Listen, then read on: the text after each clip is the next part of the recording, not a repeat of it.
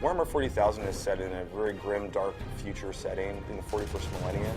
Basically, mankind is surrounded by this immense alien horde that's bent on its utter destruction. It has all the elements of really traditional fantasy, like orcs and that kind of stuff, but it's set far in the future where they all have guns. We really have taken the IP to heart. Relic has a strong history of working with the GW Warhammer 40,000 IP. We love that IP, and we don't want to sell short any of the action and the violence.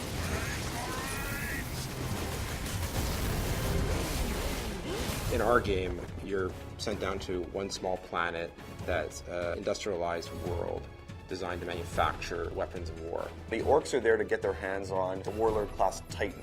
Titans are gargantuan beasts of metal, bristling with weapons that could level whole cities. And if the orcs can get their hands on these weapons, they could ravage countless worlds, and they would be a true threat to the Imperium.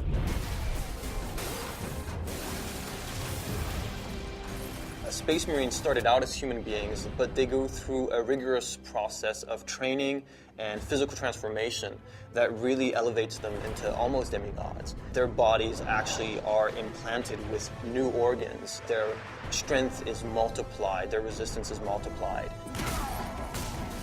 Captain Titus is the protagonist in the story. He's the main character. He has the ability to take the rules and sort of interpret them in his own way, and some of the other characters in the story have different viewpoints on how that should be interpreted. Millions more of them. Our plan is unchanged. The main threat in Space Marine are the orcs. They are a brutal, animalistic, barbaric race of beings. Orcs is just one of the many races found in the fiction, and it's the one that we felt best complemented the Space Marines. Space Marines are very serious, very controlled.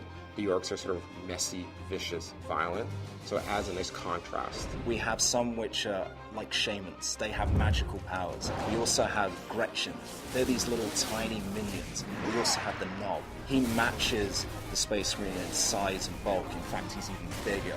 In Space Marine, there are other shadowy forces that are sort of lurking in the background, and Titus and the player will have to confront those if they are able to save the Forge world. Space Marine has such an interesting, compelling setting. It goes all the way from the aesthetic, the architecture with this sort of futuristic Gothic feeling, the epic scale of everything. Everything is immense, everything is larger than life. There's a sort of a beauty in the world, there's also so much darkness and death and destruction, and those contrasts create such an interesting sort of canvas for us to paint on.